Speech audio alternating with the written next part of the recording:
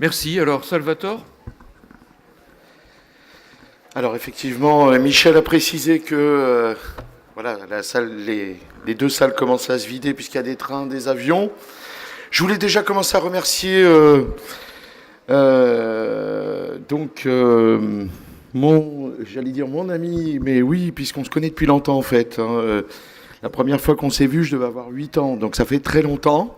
Donc Vincent Meyer, puisqu'il y a 2 semaines, je lui ai passé un petit coup de fil et je lui ai dit, voilà, Madame Bourguignon annule sa venue. Et est-ce que tu veux bien intervenir à sa place? Et il m'a tout de suite répondu, je crois, probablement autant que par amitié que par envie.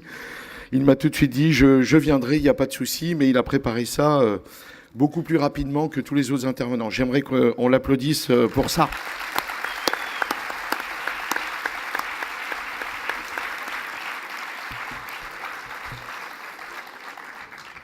Je me doutais qu'il dirait pas tout à fait la même chose que Madame Bourguignon, ça aussi je le savais, mais c'est pas grave puisque le CNEMO est là aussi pour porter un certain nombre de débats, j'allais dire sur la place publique. Si ça avait été Madame Bourguignon, on aurait eu un propos. C'est le propos aujourd'hui de Vincent Meyer, sociologue, c'en est un autre, donc nous convient en tout cas au niveau du CNEMO, tout à fait. Alors, il y a 3 jours, et on va conclure assez rapidement à l'ouverture de nos historiques 38e Assises nationales du CNAIMO à Biarritz. Je dis historique parce qu'on n'a jamais eu autant de monde. Je vous rappelle que vous étiez 1055 congressistes, qu'on en a à peu près refusé une 150aine. Donc on est très fiers de cet engouement, à la fois pour le CNAIMO, à la fois pour le thème, mais aussi pour la région.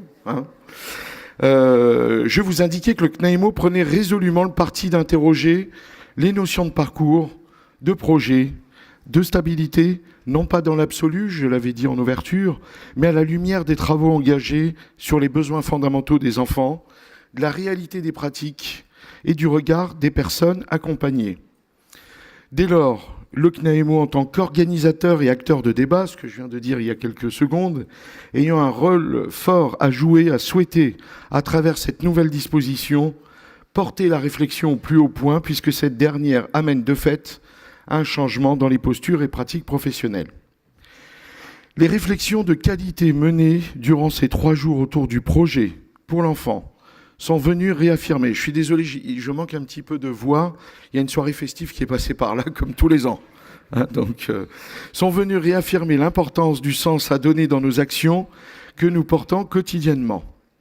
Cela nécessite bien sûr de nous inscrire dans une reconnaissance mutuelle de nos compétences. Nous avons rappelé combien il était important d'affirmer que les besoins de l'enfant et les droits des parents ne sont pas nécessairement à opposer. Qu'il n'est pas impossible de se centrer sur les besoins de l'enfant et d'accompagner les parents en même temps. Nous l'avons réaffirmé la semaine dernière à l'Élysée. L'intérêt supérieur de l'enfant ne doit pas nous faire oublier tout le travail qu'il y a à faire autour de l'enfant et notamment dans son milieu d'origine, avec ses parents, avec tout son environnement.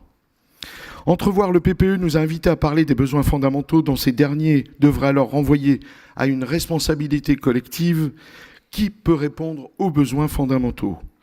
Dans cette optique, nous vous invitons à sortir d'une approche linéaire pour voir les besoins non satisfaits comme autant d'opportunités à travailler dans un contexte où les parents et les professionnels sont impliqués pour apporter une réponse collective. À notre sens, la véritable gageure du PPE se trouve avant tout dans l'inscription de nos engagements vis-à-vis de l'enfant et de sa famille. Je rêve d'entendre un projet pour l'enfant et sa famille. Ça se fait à certains endroits, dans certains départements. Le PPE a été intitulé comme ça, mais ça reste encore rare, afin de soutenir l'émergence dans la mise en mouvement. Aucun dispositif seul ne pourra garantir l'accueil que nous devons à l'enfant et à sa famille. Il nous faut à chaque fois accueillir l'enfant dans toute son humanité, c'est-à-dire dans toute sa singularité et ses différences. Nous pourrons ainsi lui ménager des conditions d'échange et de respect quant à ses origines, quant à sa place dans la filiation. Le PPE doit donc inclure une dimension narrative et d'historicité, et même plus. On a entendu Sophia Wynne dire ce matin que par rapport à son dossier, elle aurait aimé aussi avoir de simples photos. Comme le CNAIMO l'a affirmé dans la prise de position de ce matin, La vision à court terme des politiques actuelles ne permet pas toujours de porter une protection de l'enfance équitable et cohérente. Pour le CNAEMO, les initiatives novatrices sont ici de mise. Mais c'est de cette manière que nous pourrons continuer de promouvoir plus fortement une protection de l'enfance juste. Tel est le cap à entrevoir et à partager, une perspective sur le long terme, certes ambitieuse, mais réaliste, visant le bien-être des enfants et de notre société plus largement. Le temps des remerciements est venu. J'aimerais donc remercier tous les intervenants, même s'il y a eu des fois des choses contradictoires. Certains nous ont parlé d'une certaine vision, d'autres d'une autre, mais c'est aussi ça, avoir des assises riches. Le GOA, bien sûr, on les a vus tout à l'heure, les associations organisatrices. J'aimerais qu'on applaudisse toujours ceux qui sont dans l'ombre, et notamment les techniciens. Donc on peut les applaudir parce qu'ils nous ont fait un travail très important.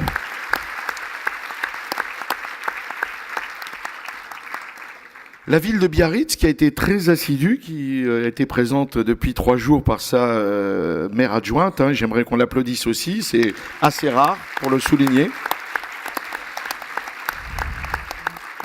Le conseil départemental de Pyrénées-Atlantiques, tous les administrateurs et des délégués régionaux du CNAEMO, notamment les délégués régionaux pour toutes les vignettes cliniques que nous avons vues de qualité.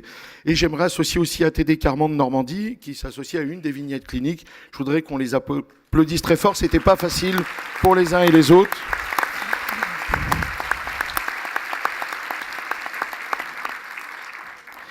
Et j'aimerais vous dire, comme l'an dernier, où j'avais été bouleversé déjà par le témoignage de Faisal Hanesh, ancien enfant placé devenu explorateur. Je l'ai été également cette année, vous l'avez été, j'imagine, par le témoignage de Sophia Awin. Et notamment, j'aimerais citer un passage sur... Excusez-moi, j'ai un peu d'émotion. Sur une parole qu'elle a pu dire. J'étais sur une falaise comme au bord du vide à chaque fois quand elle a signé son contrat jeune majeur. J'aimerais qu'on puisse entendre la puissance de ces mots.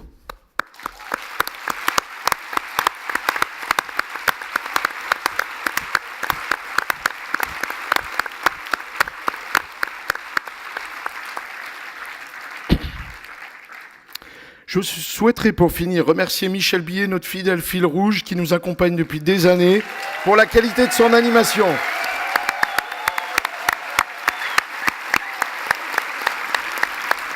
Merci. Je vous souhaite à toutes et à tous bon retour dans vos régions et je vous donne rendez-vous à la fois à nos prochaines assises qui se dérouleront, vous avez bien compris, en Bourgogne, à Chalon-sur-Saône et pas à Chalon-Champagne. Et le thème sera autour de l'universalité et l'inconditionnalité en protection de l'enfance. Il y a des forts enjeux là-dessus et on en a parlé le premier jour. Et aussi, vous donnez rendez-vous sur nos réseaux sociaux et notamment dans 15 jours, vous pourrez revoir l'ensemble de nos interventions et notamment sur notre chaîne YouTube CNAEMO TV. Voilà, merci à tous et bon retour.